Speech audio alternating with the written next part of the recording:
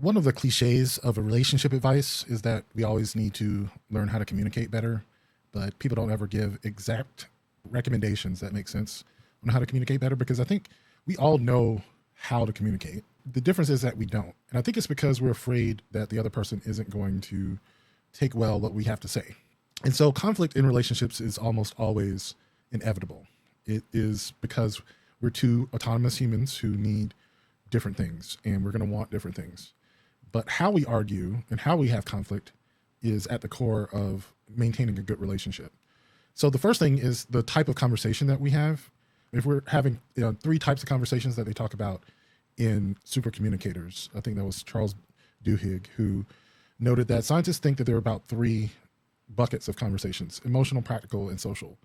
And the practical and the emotional tend to be the ones that conflict with each other in relationships. A practical conversation would be one about how to solve a problem, whereas an emotional conversation is about venting, feeling heard, seeking support from a partner. And if one person's trying to solve a problem and one person's seeking support, it doesn't matter if you're actually talking about the same thing. You're having two different conversations on the same subject. The other thing is, if you're having the same conversation, the biggest obstacle to maintaining a harmonious relationship is when one or both partners are trying to control the other. So I saw this video of a play conversation / argument that a couple was having. They were getting in each other's faces, and the wife was saying, like, "Why you keep on telling me to drink water?" I said, "Well, you said you had a headache, and every time you drink water, the headache goes away. But that ain't none of your business.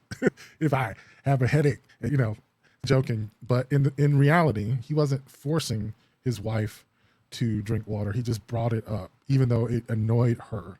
Mind you, this whole conversation was a joke, but let's say it was for real. A productive argument would be, "Honey, please drink some water when you say you have a headache." If she could still argue with him and say, "I know," and it's fine. It's where we have the emotional safety to disagree with one another, so as long as we're not trying to control each other.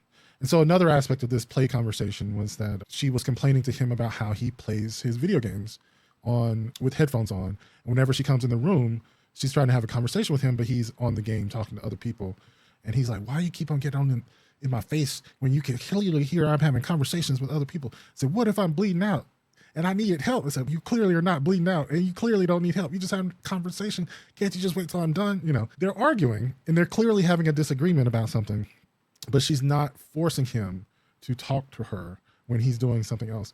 The fact is that we need to be able to express our differences, our needs, our wants, but we also need to let the other person have their own autonomy, which means we're going to be annoyed.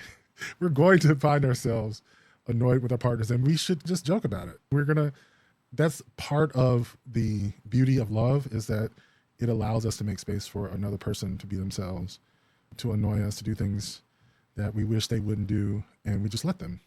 So I thought it was cool. I'm going to be talking about this on the live stream tonight at 7 p.m. Eastern. Come join us. I said Male Media Mind on all the socials.